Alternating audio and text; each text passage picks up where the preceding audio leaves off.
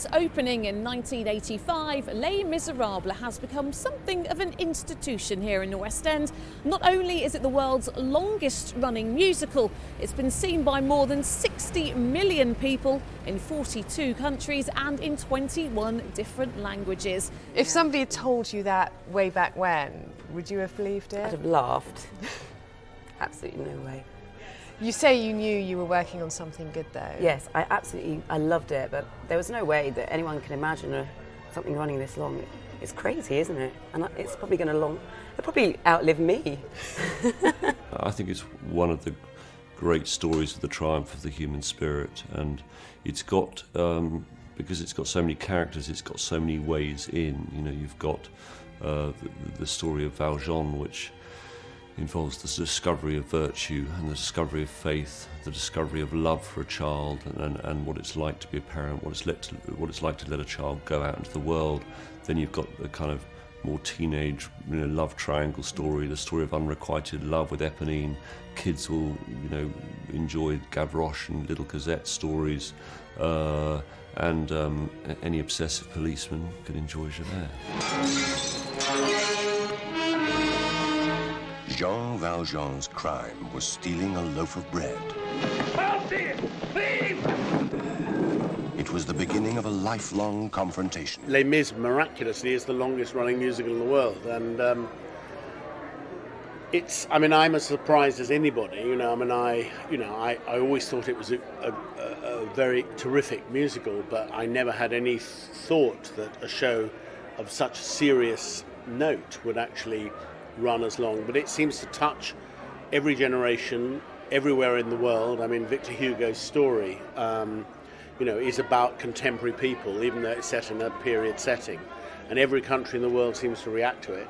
And of course, Alain de Boublil and Claude Michel Schoenberg's music those songs are absolutely fantastic. And they're timeless. And it speaks to an audience of any age. Let's not forget, though, that Victor Hugo was already an international celebrity by the time he got to age 30. He was known as the Prince of Poets and was, shall we say, massive within the Romantic movement. More importantly, of course, he was what you would, I suppose, assume today, just a huge celebrity, end of. Who would have thought, though, that so many years later, his name would still be synonymous, really, with the world of musical theatre, not just really in his home country, or even indeed in Britain, but worldwide. Take him off. A duel of wills with the fanatic police inspector, Javert. Continue. The hope of escape was his only reason for living. Hold, or I'll shoot! It is the decision of the military tribunal that 5 years be added to your sentence. You must have been asked many times, but can you in any way put your finger on what it is that has made it the longest running show ever? Well, I personally think it's the story. Victor Hugo's masterpiece, Les Misérables. You mustn't cry. You must be very brave. With all the power and spectacle of those turbulent years leading to the French Revolution. It is a story of incredible courage and relentless pursuit. Join up! An exciting panorama that captures the spirit of a rebellious generation. It's the most interesting universal story, and it touches everybody. And I remember watching some of the scenes that I wasn't in way back before it went on, during rehearsals, and I was sobbing my heart out. And then I thought, oh my God, it's my scene coming up next, and I had to pull myself together. I mean, this show, it makes men cry, put it that way. It's a beautiful story. I mean, whether you're into musicals or not, it's one of the great stories ever told.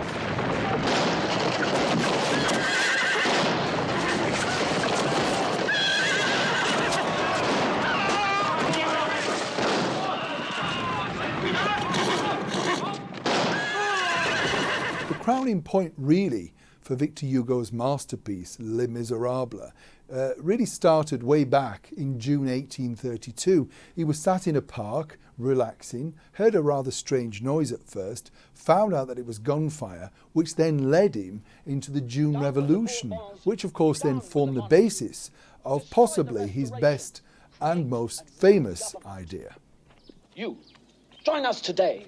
Together we will lay our hand on the sword hilt of God and shout, down with the Bourbons, down with the monarchy. It was the first lesson I learnt, is that it doesn't matter how good the songs are, if the book isn't really strong and that the songs don't grow out of the book, you don't have a good musical. Victor's first full-length novel was one that we know by a better title now, but when it first came out it was known as Notre Dame de Paris, which then in turn became, of course, more famous as The Hunchback of Notre Dame, being remade so many times, most famously, of course, by Hollywood in the late 30s with Charles Lawton. But that really did open many doors for Victor, and he became even more celebrated, if that were possible. Now, just to put this in sort of a bracket, if you like, Paris and France in particular were already in the grip of something rather dramatic themselves. There'd been a massive outbreak of cholera, with over 19,000 Parisians dying. Now, some people thought that this was really set up by the government as one of those mad theories, you know, because they were trying to poison off, for want of a better word, some of the lesser desirable residents of Parisian society, the underdogs. And this, of course, then fascinated Hugo himself, giving him even more spark to an already dramatic story. Now, not many people will know that Victor Hugo wrote Les Misérables in his long years of exile in the Channel Islands, and to get inspiration for this, he would write naked at his desk every day, shocking some people who would actually turn up to take tea with him and things like that. I think what's interesting to note as well, he didn't really rush this particular masterpiece. He went through many, many different rewrites, and for a while it sat around by himself. You know, he changed plot, decided to pick it up, go back to it again. He was known as a perfectionist, and I think, of course, like anybody who'd enjoyed huge success, it would be like today releasing a Bond movie. You know, everybody's going to criticise, everybody's going to say whether they like it or not, and he was under immense pressure to make sure what he came up with next was, of course, an international smash. And, of course, when it first came out, that wasn't necessarily the case. Victor Hugo's Les Misérables really was the most anticipated publication in years, and New York society was agag waiting to know how it would be done. And to give you just an insight really as to how, even back then they were very clever, they decided to mount this massive PR campaign, and so they would drop in little teasers, rather like what they do, say, with a Harry Potter movie in today's decade. So they just drop a little bit in, and then they came up with the first sort of take, the second take, and by the time, of course, that the final volume was released, it was a momentum. Everybody wanted a copy. Everybody needed to be seen with a copy of their book. It was the coffee table equivalent of gold dust, if you like. And once again, of course, he was looking at a mega smash hit. Cameron Mackintosh was sent a demo tape based on Victor Hugo's novel Les Misérables. The two French composers, Claude-Michel Schoenberg and Alain Boublil, worked closely with him, developing the score. We never go ahead with anything unless all three of us absolutely agree on every step of the way. I think that whole but I cannot do it without the first part. Oh, because you can do It's like a safety break, that if two like something and the others doesn't, it means that actually we haven't got the right solution, and we then carry on until we find a third solution. When Victor Hugo passed away in May 1885, he was considered a national hero. Over 2 million people mourned at his funeral. But this is the interesting thing. The theme, of course, throughout Les Misérables is all about social injustice, and he'd requested that he wanted a pauper's funeral. Sadly, though, for him, that wish was not carried out, and he became, if possible, an even bigger cultural, literally, and of course celebrity icon. When I first heard it was called Les Misérables, I thought, so I don't know if that name's going to work, and so we called it the Glums. And now, you know, Les Misérables is the name that everybody knows worldwide, and even if you don't speak French, you know the name. Since the publication of Les Misérables, there's been no less than 48 operatic versions, but the version really that we know and love today actually started out way back in 1980 as just a simple concept album. Can you not actually get that with a slightly different rhythm? Because that's got the menace that you're talking about. I think a producer shouldn't write for writers. I don't think directors should do that.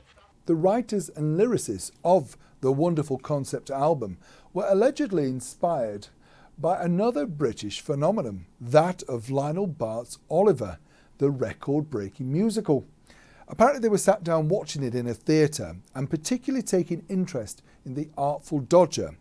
And as they were watching Oliver unfold on stage, they decided how they could almost see Les Misérables taking shape in their own musical opera themselves, simply by just watching Oliver.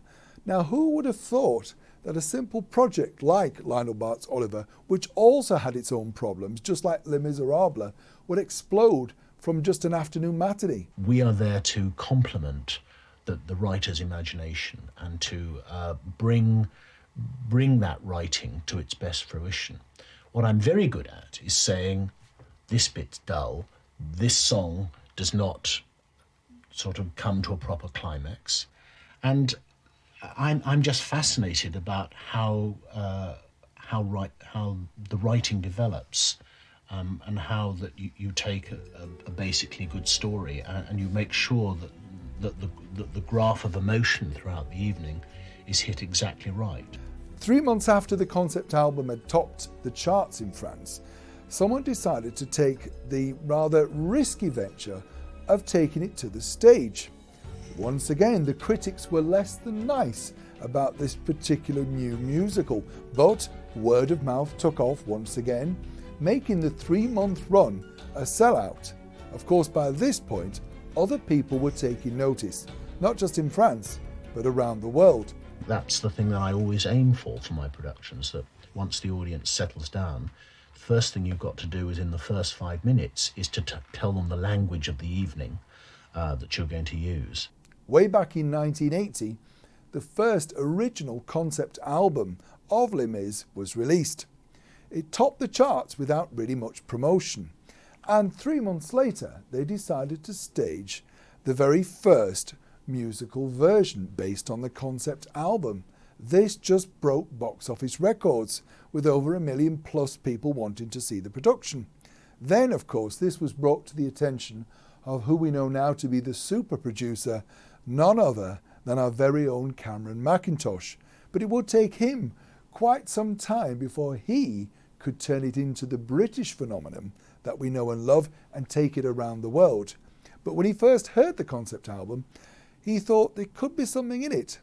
Of course, he had no idea, just that something would make him very, very rich indeed. Okay, 1, 2, 3, whoa! I knew from the beginning I wanted to do the singing live, and I was so passionate about it, I wasn't willing to make the film unless I could do the singing live. And this is because I always find singing to playback, to lip syncing, to pre-record, however well it's done, has an artifice. At its worst, it makes you embarrassed. At the best, you have to just forgive it. And in a light or a comedic film, it's easier to forgive. But I wanted there to be no barrier between the audience and the experience of these emotions.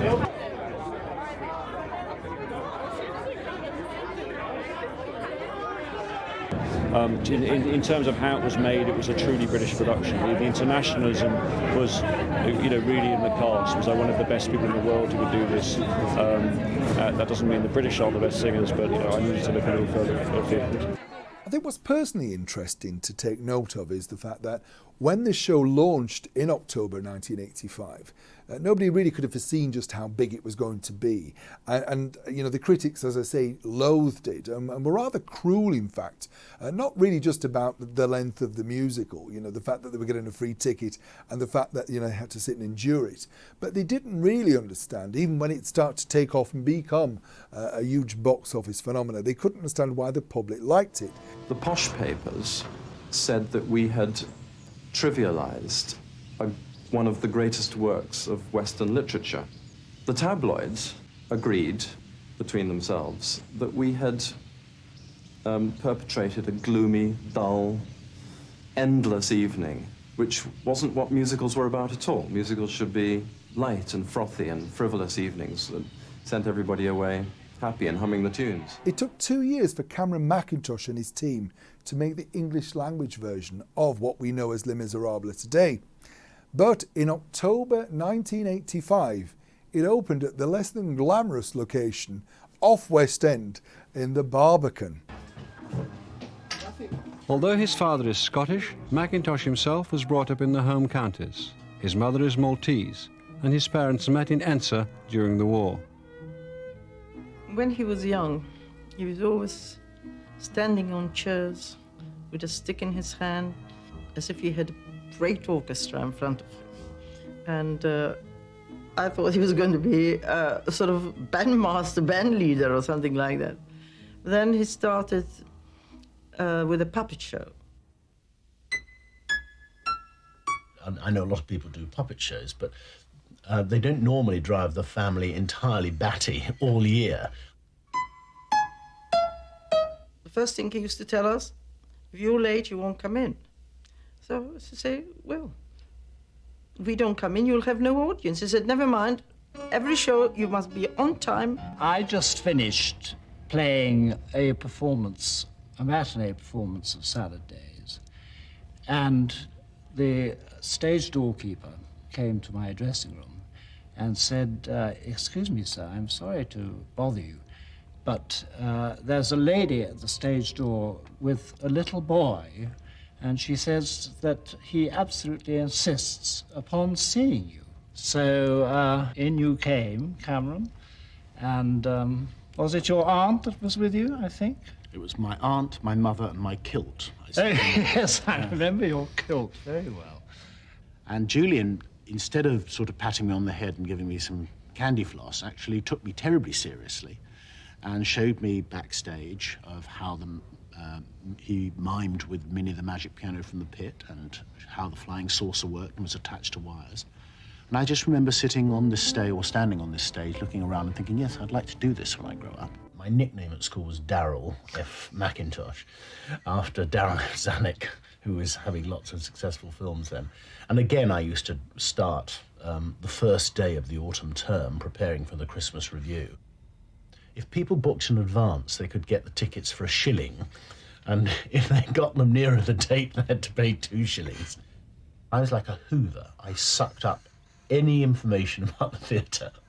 I got magazines from America, from every newspaper and article I could about anything about the theatre. So I was a sort of walking encyclopedia at school and drove everybody mad who were much more interested in the football results.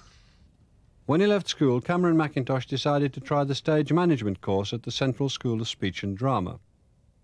But he left after only a year to get proper backstage experience at the Theatre Royal Drury Lane. In the mornings, he also cleaned the theatre to earn extra money. I took great pride cleaning that theatre. The dress circle bar was my domain, and I used to very carefully polish all the brass and wash the glass.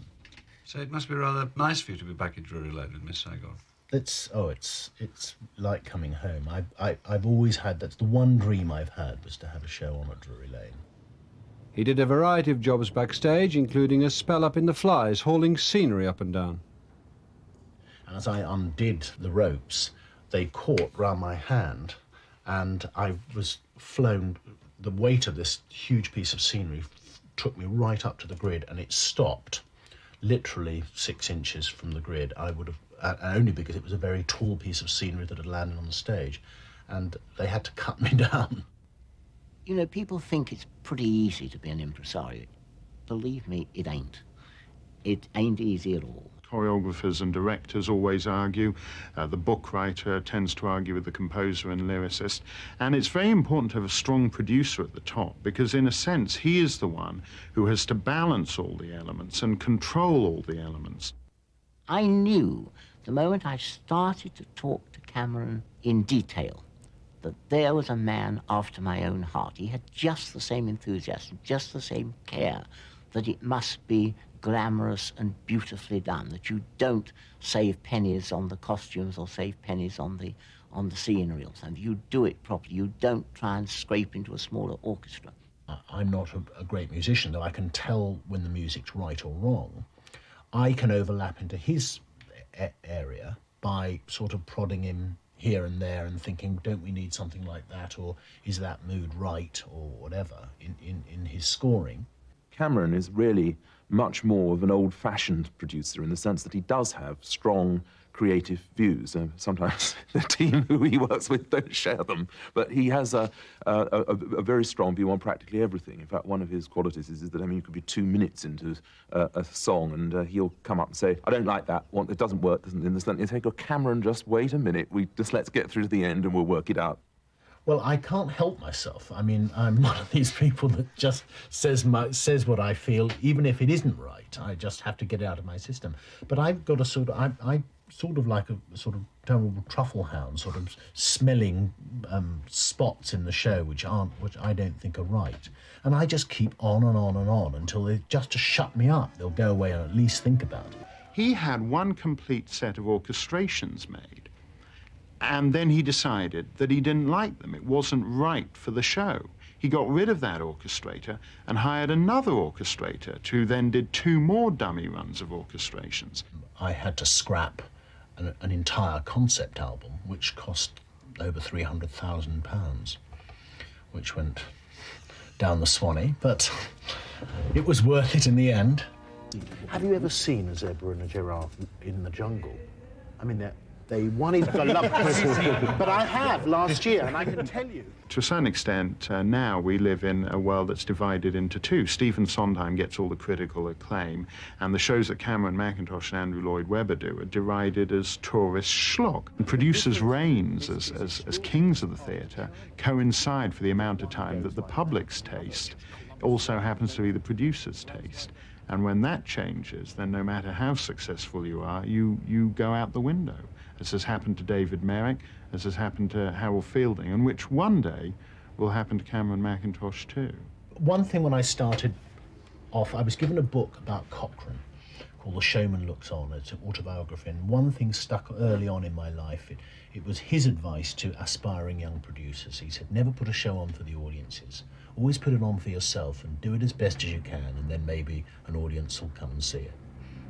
And I think that's pretty good advice.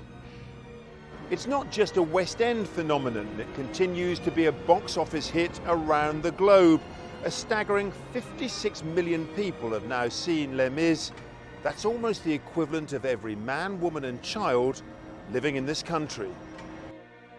Michael Ball sings with Lea Salonga, but this is not a scene from their hit shows Phantom of the Opera or Miss Saigon. It's another hit both have shone in separately, Les Misérables. But everyone here's been very jolly because it's Les Mis' 10th birthday. And hundreds of the cast from its productions around the world are giving a gala concert on Sunday. But without props or costumes and new cast members, it can get confusing which way to go off stage. But everything should be smoothed out by Sunday, when thousands of adoring fans descend on the Albert Hall. The seal of making this successful was the fact that it won Best Musical at the Laurence Olivier Awards in 1985. For them, that suddenly really had a bit of a clout, and suddenly people decided to take notice. It shot out of the Barbican and into the West End, where it's basically remained for the last 25 years. And when you think about it, it just goes to show that even though, people would say, oh no, the theme is not very good and it's not a warm sort of topic. Of course it's not. Victor Hugo wanted to get social injustice out there, and that's what he did. But the songs are so memorable, and they've been recorded from everyone, from the likes of Dame Shirley Bassey, right through to some of our most celebrated opera stars, including, of course, Luciano Pavarotti. But I think what really cemented it in the end was the fact that the public pushed this through. And as someone who attends many sort of opening nights in theatres, Les Mis fans are nothing like I've ever met before. They're very loyal. Some people, in fact, actually book the same seat every matinee and turn up week after week after week. They know the show backwards. They know everything about, when the lights should come on, the scene changes.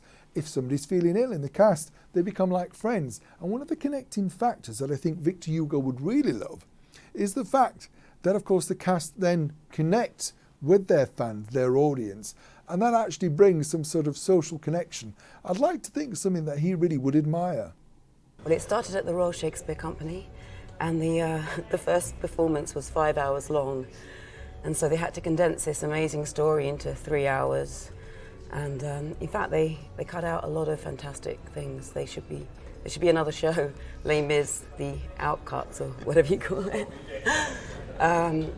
So the Royal Shakespeare Company, we did it there for 8 weeks, and we had no idea it was going to transfer to the West End.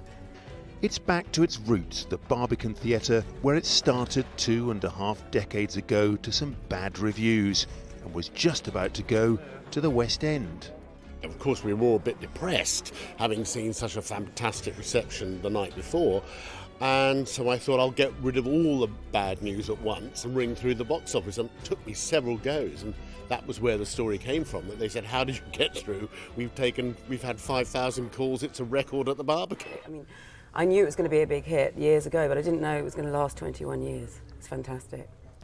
It's overwhelming, absolutely overwhelming, and I don't necessarily know that any of us truly understand the significance of it and ultimately and hopefully the impact. It's actually quite fantastic though, because the piece is really about age and youth, and to think that I did it 21 years ago when I was the youngest adult, and now people are playing my role that weren't even born back then. But it was really interesting because of Nick to see so many young people who probably have never seen a musical ever, you know, coming in tonight and being completely enthralled. I mean, you could hear a pin drop through the story, you know, and they just reacted to the show and the fact that he was incredibly good at it, as was Camilla, you know, on their baptism fire tonight. But I was really very happy. It is nice being back on stage. I was Gavroche when I was in it last back in 2003, and about 7 years later I've come back to play Marius. It's been a dream of mine for a long time, and to see it coming true is an amazing thing. Nick's done a couple of shows on Broadway. I think he was in Beauty and the Beast, but the first time I met Nick was when he was the last Gavroche, which is the little kid in Les Misérables, on Broadway when I closed the show the first time after 18 years. And he did the last 9 months of the run. And I was reminded by his father that at the after-show party I'd gone up to him, and I obviously had a few drinks because I didn't remember, saying, you know, to Nick, you know, you are really terrific, and I hope when you're older you'll come back and see us for Marius. Well, even though I didn't remember it, he did. And out of the blue, I mean, I'd heard that he was interested in going to the theatre. So through another way, I actually approached him. And then I spoke to his father, and he said, no, this is something they would really like to try and make happen. And it's a great credit to the family that they have moved heaven and earth to allow him to come and be here. And he's having a great time. You know, I actually wasn't as nervous as I thought I would be. I don't think I was nervous at all. I think that I was really comfortable and just happy to be on that stage and really trying to become the character. Well, what's interesting is that he's actually got a very mature voice for somebody who's still 17. You know, he's not quite 18 yet, and yet the voice sounds much older than you'd expect. And he's also got, I mean, a tremendous focus all the way through rehearsals. And when I first met him, I mean, he really, really knows what to go after. And he just does it with no problem, great ease, and the whole cast adore him. The crowd was great tonight. So incredible to be back on the Les Mis stage. Obviously a bit of a different role this time, but still that same energy and that same excitement. Tickets for the concert sold out in 2.5 hours. They'll have 17 different versions of the main character Valjean to choose from, and the comic relief of Alun, Armstrong and Jenny Galloway. How many thousands of people? About 5. About 5,000 people. And Are you nervous? no, no, not at all. I think once you see all the people and know that everybody's rooting for you and know that there's not a hostile soul in the stalls or in the or anywhere, it's just going to be fun. You know, here and there I'm picking up the accent. I sing with one now in the show, which is kind of funny, but it's very, very interesting to be here and to pick up the lingo along the way and make some new friends as well, which has been great, and I'm really enjoying my stay. They can come and see the show here in the morning at 10 o'clock. They can go to the matinee at the Queen's, and then the following day turn up with the other thousands and tens of thousands of people at the O2 for that extraordinary concert, which now has a cast of over 500. Recently, they've started doing celebrity casting in Les Mis in London, and we've been lucky enough to see possibly some of our better greats, what I call the greats that are going to come forward in the next 10 years. The Lancashire tenor Alfie Boe has undertaken not just one but 3 stints in Les Mis and claims it's his very favourite role. I've done the Les Misérables. I'm going to go back into Les Misérables this year in June to do a 6-month run. Wow. But I'm wanting to really break the genres a little bit, you know. People call it crossover, people call it all sorts of things, but I want to just break the genre and cross over to a new audience, not the repertoire so much, or sing different repertoire, but make sure it's legitimate for my voice, you know. Yeah. That I'm legitimate enough to sing it, you know, and still sing it in the same quality and the same standard that I would an operatic aria in a way. The comedian Matt Lucas is possibly better known for shows like Little Britain and Come Fly With Me, and he virtually begged the producers, Cameron Mackintosh's company, for a part in the musical, which of course did nothing to dent the box office. It shot it through the roof, and it was like a new injection, if you like, of vitality, and once again, of course, making it one of the biggest take musicals of all time. Cameron himself said that, well, he's had many, many hits. He never thought that he would be known as the man who brought Les Mis to the British and Broadway public. But how lucky we are that he took that chance. I mean, I was very lucky because they took me to Broadway as well, and every sort of musical performer wants to go to Broadway. So my dream came true when I was 21, which is amazing. And also my daughter, Eliza, also played Cosette at some point, and I went back into the show and I played the same role, Eponine, with her. So it's emotional for me. It's like it's my whole life. I mean, I think I have to be honest, you know, it's the best role I've ever played, and it did, you know, it gave me an incredible, well, people still know me today from it, and the album is still selling that I made 21 years ago. So, you know, for me, it's in the heart. It's really personal for me. Now, amongst many of the awards that Les Misérables has picked up, this, to me, would be the biggest compliment. In 2004, Her Majesty the Queen asked the cast and everyone connected to the show to stage a very special version at Windsor Castle for then President Jacques Chirac. Now, can you imagine how nerve-wracking that must be, first of all? But apparently the Queen thought this was a great idea. It was an official visit. Lots of people were going to be invited. And apparently, sadly, there's no recording of this particular night. I think that this really should have been recorded and taped because, you know, just to see our Queen enjoying this musical. And she's already been, we can tell you, unofficially many times to see this. It's one of her personal favourites. You don't expect to win a Tony Award when you're that age. You've seen it on the TV, and suddenly you're told you're going to be up for one, and then you win it. It's just bizarre. I mean, I just thought, this is ridiculous. I'm here with all these stars that I've heard about, and you know, it's just amazing. And I used to sort of go, oh no, awards don't mean anything, but now I look at it and I'm quite proud. Every year it picks up more and more awards. There was a special 10th anniversary show at the Royal Albert Hall. In a recent BBC radio poll, it was picked out as the best musical of all time. And it's hard to imagine that, you know, when he wrote it, whether he would have thought that his celebrity would have carried on. I think Victor Hugo would have thought he would have been known in his time, but his name is now plastered across the world. It's been seen in over 30 countries. It ran for over 10 years on Broadway. You know, when you think about it in those terms, you know, it is something of a phenomenon. I'm just about to start on the film where we're now working on, somebody is working on the screenplay, and I'm doing it with Working Title, which is, you know, the great British company that's one of our best film company, and I'm really looking forward to finally getting Les Misérables out on the big screen. Les Misérables, of course, is now a new smash hit mega movie, looking at all sorts of gold dust from BAFTAs to Globes to Oscars. But it's not the first time. There are already 10 silent versions made of this particular story.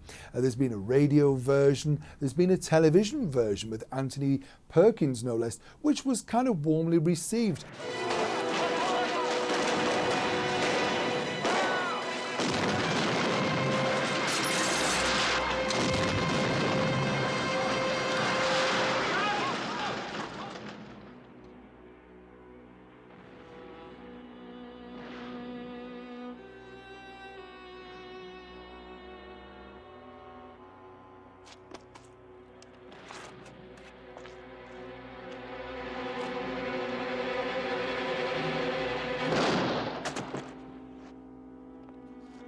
It's one of those stories that time and time again people re-look at and think they can retell, but nobody really could have even predicted or had the slightest hint that the stage and Broadway version, the West End, should I say, Broadway version, would be so phenomenal. And of course, you know, when people said, first of all, when it opened in London, how could you possibly think you're going to have a smash hit with a title which is basically all about being miserable, Les Misérables? How wrong they were.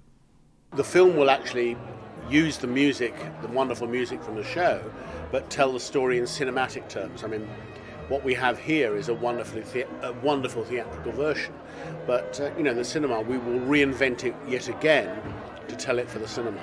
What was fantastic on this was the chance to reunite the original creative team that created the musical. So, you know, I wanted to create a new song for the film that was inspired by the novel, which talks about the extraordinary epiphany of what Jean Valjean has, when he feels this incredible love for this child that's come into his life. And so I asked Claude Michel Schoenberg and Alain Boublil if they could come up with a new song, and I had Claude Michel, Alain, and Herbie Kretzmann, the lyricist, you know, writing a new piece for me, and that was incredibly exciting to get to work with the original composer on the musical. Russell, I'm Poppy. What a pleasure to meet you. Cheers. What's your name? Poppy. Hi, Poppy. How are you? I mean, the film was truly beautiful. I cried all the way through it. I loved it so much. Now, I would love to know, what was your first experience of Les Mis? I saw it here in London, but I didn't see it until Cameron and Tom were already making the movie, and they talked to me about it, and so I was on my way to Italy, actually, for a friend's wedding, and so I stopped in to see it, and we had a couple of meetings about it. And what was the biggest challenge going into the part? Well, I think the challenges actually unfolded as we went along, you know. It wasn't quite clear how challenging it was going to be at the beginning, because it's very easy to say, oh, and by the way, you're going to sing every take. But then the actual reality of doing that and the discipline that has to come into your life to keep yourself available every day and your voice available, you know. And Tom, as a director, is greedy, you know. He'll shoot and he'll shoot and he'll shoot, and you know. And every take we did was the full length of the song as well. So, yeah, I mean, you know, ultimately though, this was an incredibly enjoyable experience. I grew up with my mom performing in the show in the first national tour. She understudied Fantine. So actually one of my first memories of seeing the show is seeing my mother play the part that I play in the film. I saw it when I was beginning to think about making the film, and then I saw it 4 or 5 times. And what was extraordinary is after the second time, the melodies were just in my head, and that was it. I mean, for the last year and a half, they've just been going round and round and round. I mean, they were extraordinarily addictive. Isabel Alun! A year ago, she was performing on stage at school. She's just so gorgeous. It was her first movie. She has no idea how brilliant she is. She's just so natural. It may be a lot for a 10-year-old to take in, but Isabel looks set to walk many more red carpets in the future. We did everything in one take. Yeah. Tom left a few of the songs, especially the solos, kind of in one long continuous take, or did very, very few cuts in it. But what he did was he filmed most of everything from a multi-camera approach, which meant that you could do a whole take knowing that the entire performance was captured, because it would have been very hard, I think, especially with the singing being live, to go from one take to another. Like, an hour can change your voice, you know? It's the time of day, the barometer, there's so many factors. So Tom needed to be able to capture all of the performances live in order to edit in a way that wouldn't become distracting. I didn't want to make the film if I didn't have my Jean Valjean, and Hugh came in and made me realise that I could make this film. I mean, because my shortlist was one person. I mean, who else can sing at that level, act in such an extraordinary way, is a bona fide film star in the old sense, could carry a film, has the requisite strength to play a famously strong man, but also has the grace and kind of spiritual gentleness that the character needs. It's Hugh Jackman. Tom Hooper, first day rehearsal, said, I need you, actually before then, he said, I need you unrecognisable. He said, if people recognise you, I want them to think you're sick in real life, so I do my best. He went on a really hardcore journey to try to physically capture what it'd be like to be a convict of 20 years standing. He lost 30 pounds of weight. You know, we shaved his head. I mean, we talk a lot about shaving, sort of cutting Annie's hair, but Hugh Jackman's head was shaved very brutally, and then in the opening scene, I mean, this is where he's kind of quite eccentric. He went on a 36-hour water fast, which means no water for 36 hours, and then was willing to stand up to his chest in seawater, putting a massive ship in on a rope, so that his skin kind of went back against his cheeks, and you know. A lot of people don't recognise him in the opening scene. I mean, he's so kind of broken looking by this thing. I mean, and then when his character kind of flourishes, he then put on weight and changed again. And I mean, like, his commitment to this was total. Yeah, my trainer on this movie, incredible guy David Kingsbury, has at one point in his life was a bodybuilder, and he knew of this water restriction thing, which is what bodybuilders do before a show, and you can lose up to 10 pounds of body weight, and right off the surface, do not do this at home, trust me.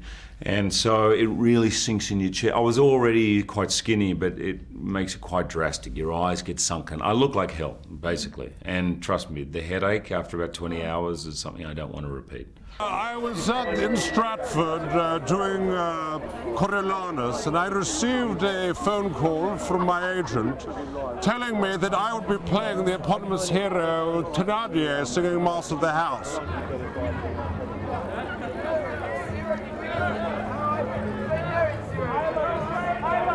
Just like the singing, all the tears were done live. They weren't mine. I mean, I was definitely in a fragile place that day because my hair was going to be gone.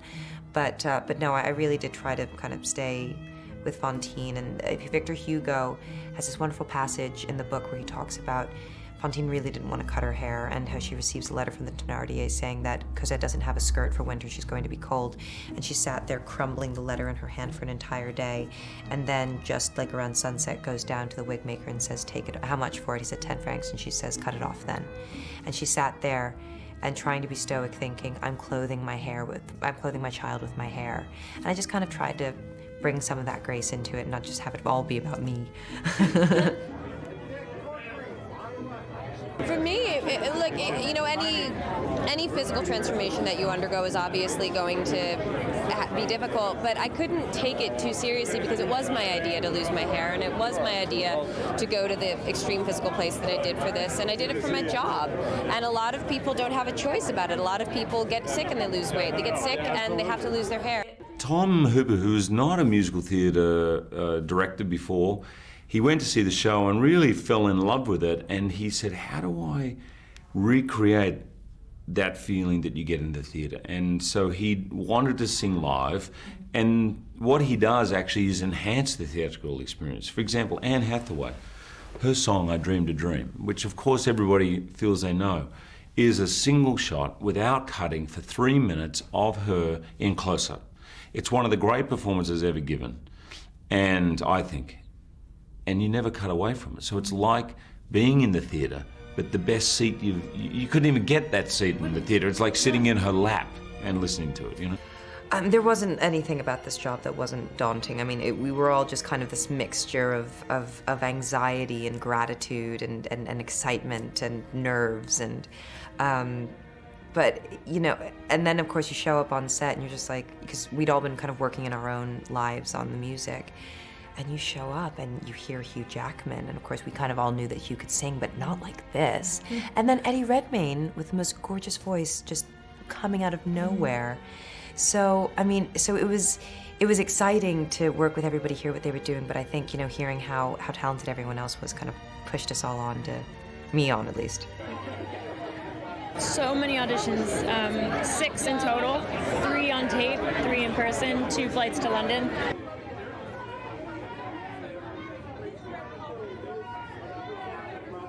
You know, 60 million people have seen it around the world. Londoners have taken it to their hearts from the very beginning. I wanted to protect what it is people love about it and somehow take that and intensify it on the big screen. And I think it's how it makes people feel and how people go back and back to re-experience these strong emotions. I wanted to make the emotions they feel even more intense on the big screen. I don't think I think about it in terms of hard or easy.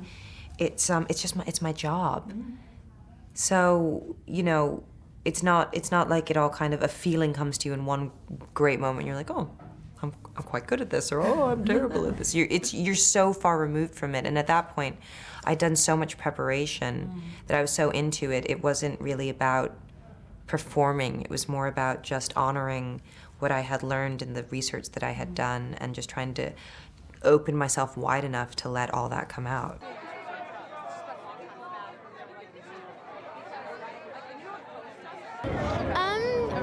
Really amazing to be up there. It's so cool. Well, it's Jean Valjean. For actors, it's a bit like a Hamlet or something. It is the kind of role you dream of playing and also secretly terrified of playing, because it requires everything of you. And with Jean Valjean, emotionally, physically and vocally, every day it requires it, usually all at the same time. So it was an incredible opportunity, and I'm just so lucky to have been working with Tom Hooper and these other great actors. I used to go to the Empire Leicester Square and the Odeon Leicester Square as a kid and dream of one day having a film maybe in those cinemas. And I remember the ritual as I left, I'd always turn back and watch the end credits roll and make a kind of commitment to myself to try to get a film on one of those screens. And to have both screens of the premiere last night with 3,000 people was a kind of great, I don't know, homecoming for me as a Londoner to have that opportunity. You know, he would have everyone over when we were in London, and it was great because he had a very, very great, you know, estate over there, and it was a lot of fun, and it was nice after long weeks for everyone to come together and do that, and he's just a great guy. At the beginning, it's a very embarrassing thing to actually sing to people. It's a very exposing thing to be like, hey, you know, on set. And so when you were allowed to get so relaxed around each other and learn to, and you didn't feel awkward. There have been subsequently some wild singing parties. We were down in a pub in New York the other day, and Russell's mate with a guitar, and we were all singing songs. I've never quite got over the fear factor of it, but it is quite entertaining. Do you know what? I feel so proud to be a part of this. It was so odd. Last night we had the premiere, and we ended up driving back to it. There was a party afterwards, and we sort of drove through Leicester Square and up Shaftesbury Avenue and past where Les Mis is on, and there in the Palace Theatre where it used to play. I have so many memories as a kid of walking up and down those days, wanting to, you know, maybe be an actor, but it never was in my wildest dreams that I'd get to be a part of it. So yeah, I feel very privileged. Dream to dream, it came true. Oh, it's so cheesy. Yeah, that was, but it was. It may not have been the first person to say. See, Russell loves a sing-along, and if you ever get invited to his place for a party, Lucrezia, yeah, I'm sure. right after you do David Letterman, then make sure you take a song, because he gets everyone singing. Oh, really? Yeah, but it was a great way to let off steam. I mean, we were all, you were not allowed to sing any of your songs from your repertoire in the musical. That was the only rule. It's easy to see why Eponine loves Marius when he looks like Eddie Redmayne, you know? But then equally it's easy to see why he loves Cosette when it's Amanda Seyfried, to be fair. Yeah, no, there was a lot. But the thing about this film is, because it's embarrassed to admit it, but we were all such sort of aggressive Les Mis fans that it's the first film I've seen when people would come into set on their days off to kind of see how everyone was doing. Because no one wanted to miss out. So yeah, we were all very supportive. Well, I think it's, you know, I've always admired Hugh Jackman. I've always respected his career and his work. I think he's just got a fantastic range in what he does. I just think the world of him professionally. And so then, you know, I was thinking, well, no, you know, when you meet someone who's almost like an idol and you think, well, they're never going to match that expectation. Well, here's the thing with Hugh Jackman. He didn't match it. He raised it. I just didn't think somebody could be so cool with all the success he's had to be the most level-headed person. He is so calm on set. He's like, hi, and he's lovely. And then it's like, action, and this like character bursts out of his soul and it's like, wow. And for me, that's inspiring at the beginning of my career to meet somebody like that who's got that perfect balance. I look at, you know, he's inspiring to me, definitely. I spent the most time with Eddie, I think, yes. And who did you bond with the most, would you say? I guess Eddie. I guess I bonded, no, I don't know. Yeah, I guess Eddie. For the most part, I bonded with Eddie and Samantha. But we all kind of had, I mean, we all had scenes together. And throughout rehearsal, we were able to kind of get to know each other and bond through, like, the terror of singing live, and also the fact that we were all major Les Mis fans, and the fact that we all worked, like, our asses off to get the roles. So, but I guess I spent the most time with Eddie and Samantha, and it was a nice little group. I think it was just the difference in how you convey this emotion. I think in a theatre you're projecting to 2,000 seats and everything's heightened because there's no point in having a little private moment on stage. You need people to connect with that story and to sort of feel what your character's feeling. And on screen the camera's so close to you that you feel, you know, it's so intimate, you can be more truthful, and that realism is amazing. But then you can't beat that live buzz of theatre. So what I feel is exciting about this project, certainly from an acting point of view, is combining those two together. So it's kind of that utter realism of film, but with that kind of live buzz you get in theatre. It's combining the two to create something that feels unique. I had to sing. Just had to sing. I was completely out of my comfort zone and, you know, very, very insecure about my voice. I definitely wish I'd had more time to prepare this soprano technique, but, you know, I did my best, and I feel like, you know, this is it's just a unique experience, and the opportunity's not gonna come around very often, so I definitely think this is, you know, the coolest thing I've ever done. Well, I didn't get a call. That was the first step. Basically, I was performing as Nancy and Oliver on stage, and Cameron Mackintosh, the producer, walked on and announced to a live audience, that I was going to be playing Eponine Les Mis. That was my face, right there. That was my reaction. And it's on YouTube. I've watched it since because I can't remember it. I just remember hearing Eponine, and I remember my heart nearly falling out of my chest and going, because I've never wanted anything more. I'd never wanted this. It's been a part of my life for 4 years. It's a character that I feel so passionate about, and oh gosh, and to get that news in that way, that was my reaction right there. You did a really good impression of me. It was like my inner, you know, teenager who grew up with Ali G and, you know, all those things. I was properly starstruck by Sacha, and he arrived on set at a point that he and Helena Bonham Carter arrived at a point in which we'd been going through this rigorous, quite sort of intense process forever. And they arrived, and this sort of lightness arrived, and it made me very happy. It was just, that was a bit of a sort of lifetime aspiration, I never thought I'd get the opportunity to work with him, but it was pretty wonderful to do. I think I was excited about, although it was a world I knew nothing about, at least I knew this girl, I knew this piece, I felt so passionately about it. So that was the one comforting thing I think about entering it. I wanted to work with these actors that I'd, you know, admired for years, people like Hugh Jackman, you know, and Eddie Redmayne I knew had been cast as Marius, and when I was auditioning for Eponine, there was posters everywhere with my week with Marilyn, and I was like, remember just being like, positive thinking he could be my Marius. And working with people like that was such a highlight. I was lucky enough to attend many of these gala nights of Les Mis, and they've always been magical. Any musical that celebrates a particular milestone is always sort of like one of those moments where you think, it's been going so long, can they really inject something into that? And it does have that magical touch. I think what's also interesting is the fact that as somebody who's seen it, as I say, quite a few times now, you go along and each time there's always something that you don't quite remember from the first time or the second time. And you do come away, it's what they call, one of those musicals, it's what they call a memorable musical. Not just because of the story, but particularly with the songs. You do go out and days later you've got this fantastic melody in your head and you're thinking to yourself, what is that? What is that? Because with a lot of songs from musicals, you don't always know the title, but you only have to hear the sort of the words of On My Own, and it strikes a chord through any generation.